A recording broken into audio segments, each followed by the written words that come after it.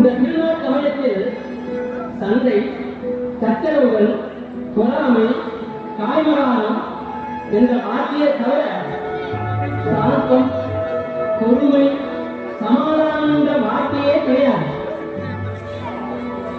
போதகர் வியாபாரத்திற்குள் நுழைந்து அந்த வியாபாரிகளை எல்லாம் ஏன் அடித்து குறைக்க வேண்டும்?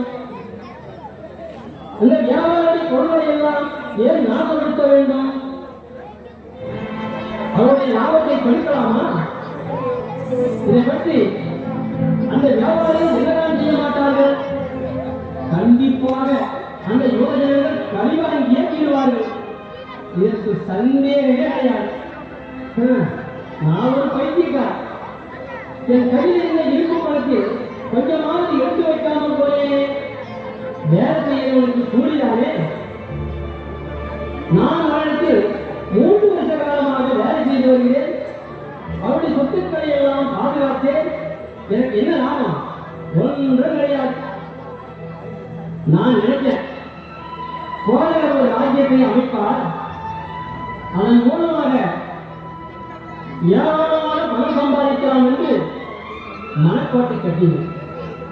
அது மண்ணாகிவிட்டது. என் மனம் புண்ணாகிவிட்டது. அவர் எப்போ பார்த்தாலும் நீங்கள் எல்லோரும் சமாதானமாக இருங்கள், நீங்கள் எல்லோரும் ஒருவருக்கு ஒருவரை நேசியுங்கள், யாருக்கும் தீங்கு செய்யாதீர்கள், சில குற்றங்களை மன்னியுங்கள் என்கிறார் போல. இதற்காகவா நான் இவரிடத்தில் சீடனாக இருக்கிறேன்? என்ன ஆயுது? எனக்கு வந்த சோதனை வேதனை வேதனை வேதனை. உண்மை நல்ல உணவா? அடித்த நல்ல உடையா? பசியும் பட்டினா? தரித்திரம் தரித்திரம். எத்தனை ஆண்டு இவரிடத்தில் நான் சீடனாக இருந்தாலும் பணம் சம்பாதிக்க முடியாது, என் வாழ்க்கையை வளமாக்கிக் கொள்ளவும் முடியாது. இவருக்கும் எனக்கு ஒத்து வராது. ஆகவே என் வாழ்க்கையை வளமாக்கிக் கொள்ள வேறு வழி பார்க்க வேண்டும்.